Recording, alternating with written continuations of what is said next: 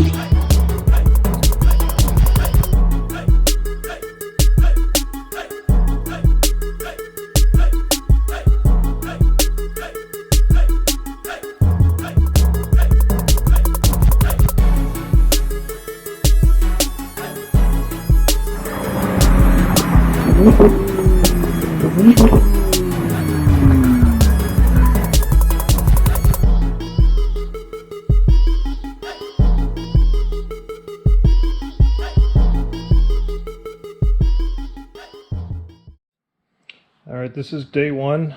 We've removed the exhaust system. Also removed the intake to the turbos. The secondary air pump, which was on the manifold. The manifold was removed. That came with the fuel injectors. On the front side of it, the power steering pump and pulley have been removed. Also removed the alternator, which these are the two connectors. And what else was there? So the other part I was thinking of was the exhaust gas temperature sensor, which plugs in here. Those route up underneath behind this pipe up through here, through this tie wrap, and then onto the actual body of the car. The other one runs through the same tie wrap up onto this channel all the way down here, and then dives down and plugs into that port right there. So these are the parts removed so far. The two intake hoses from the airbox, secondary air pump, IPD plenum. We've got the throttle body. Not sure what the hell this thing is. Alternator, Europipe exhaust, turbo shields, gaskets, studs are all there on the ground. And up on the table here, we've got the EGT exhaust gas temperature sensors.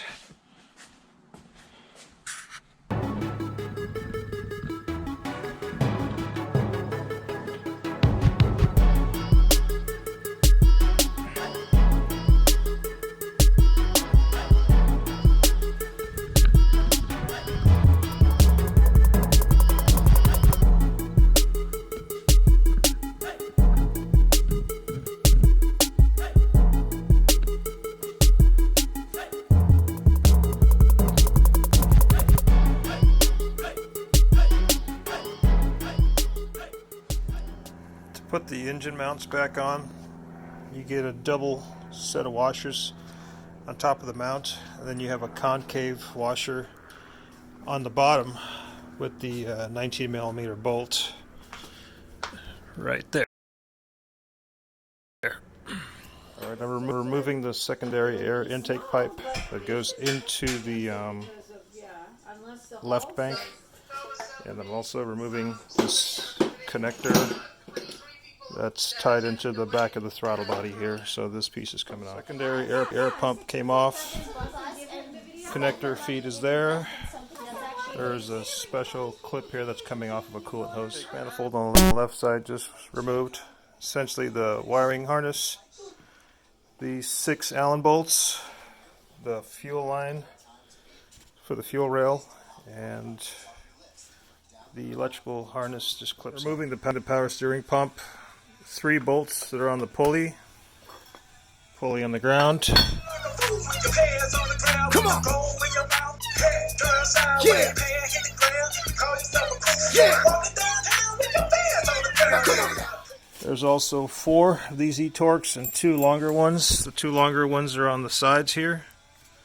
And then the other ones, this pump just lifts right out, set aside. Okay, this wiring harness has been zip tied or have been clipped. The oil filter neck bolts have been disconnected. The fuel injectors have been disconnected, and then the cam position sensor here has also been disconnected. Okay, about to remove the rest of the exhaust gas sensors. This braided line here on a removable zip tie just runs along this channel here all the way down the other side back into the turbo. The driver's side or left side of this exhaust gas sensor, or EGT, exhaust gas temperature sensor, there's a retainer down here, runs up, there's a removable retainer here, and that is it. It is a short side. It runs up to this junction block here. Removing the turbo coolant line from the left side or driver's side, just unplugged or unbolted this retainer, which actually holds the clip for the EGT as well. So, a correction to that last video, that's actually an oil line. I don't know if it's a feed or return, but the fastener is back in its place, and the clip that goes on there is just zip tied to the line. Alright, so I've confirmed that this bottom line is the turbo oil supply line. The return line is here on top. There is an attachment point here that's been undone, and the fastener is in place, and this line just goes right back into the tank at the top. Follow it up, and it just dumps right back into the oil tank. Okay, what I'm holding in my hand is a T27 bolt, which is the retaining fastener for the turbo coolant line. This hard line is the first one on the outside, goes in, snaps in here, and it also plugs into this T-fitting. The line is now loose, so removal, and it'll be tagged. Okay. Left side of the engine turbo, just remove the middle coolant line, same T27, snaps in here. I've removed this hose clamp. I'm about to remove the hose and set it aside. Alright, I'm about to remove the turbocharger on the driver's side, left side. I've got the 3 studs that were tied into the exhaust manifold removed. I've got all the oil and coolant lines removed. Next, I'm going to remove this bolt here and this bolt here. That should release this bracket, freeing it up for removal. Okay, the turbo lines are suspended there. Turbo's on the ground. Come on. Yeah.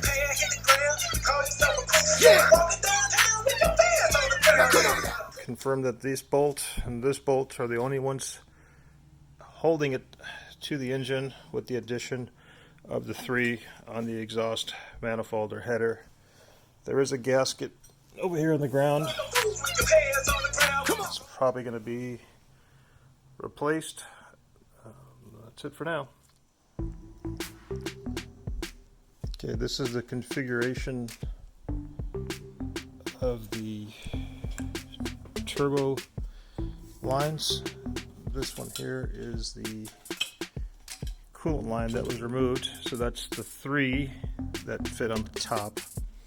These 2 that are dangling are the oil supply and return. The bottom one is supply, top one is return. Just take note of the orientation of this piping, because it's a mangled mess.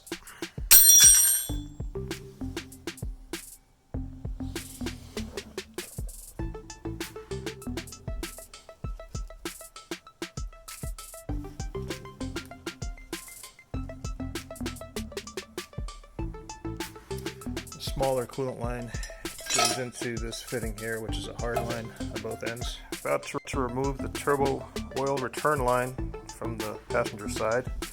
This guy here, it has been undone from the clamp. There is a little clip retainer and then a hose clamp up here. So I'm just going to go ahead and feed this thing through.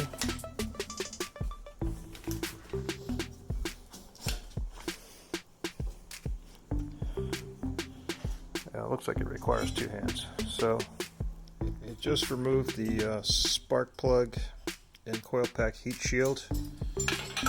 This bolt. Next I'll be pulling the connectors off the coil packs. This one will have to get repaired. And I'm not quite sure what this thing here is for,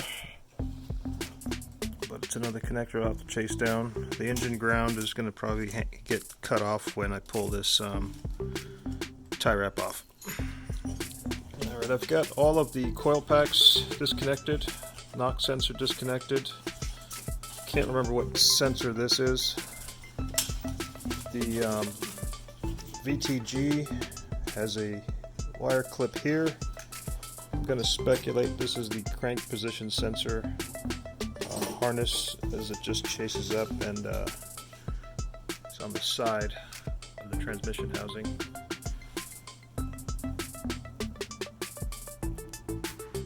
Alright, so the left side of the engine, all of the harnesses are disconnected and just hanging.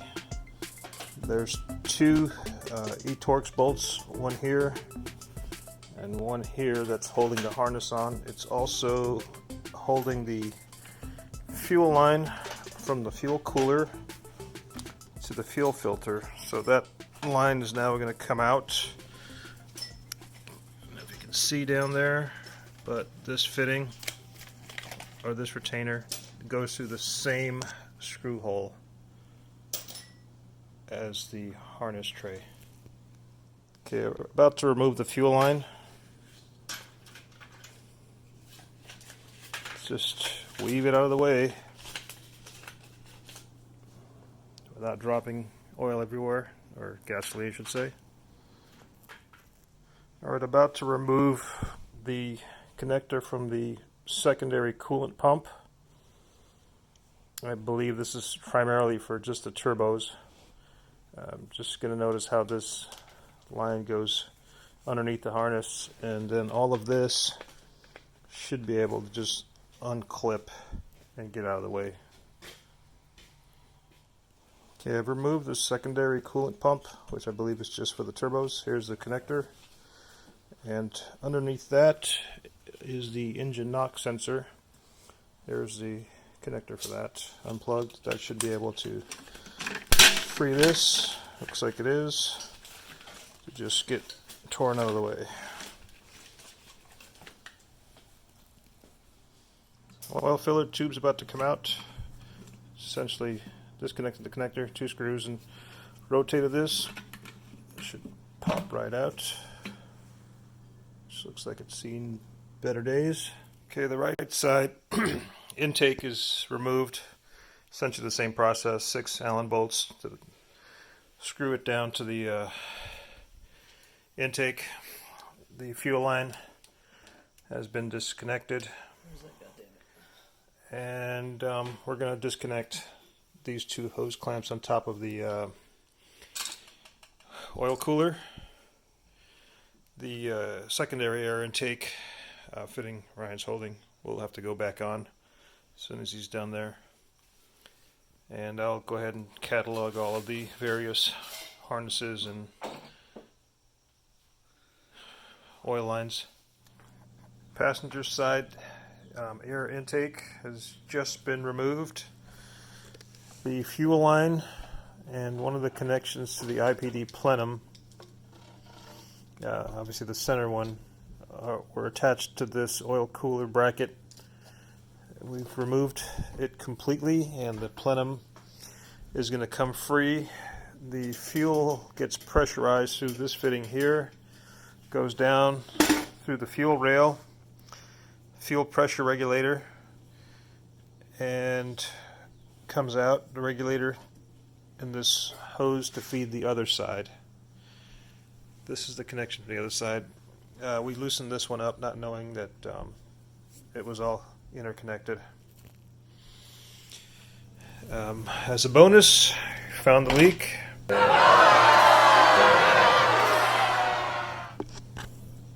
elbow has failed. It looks like the coolant line has also failed. Has failed.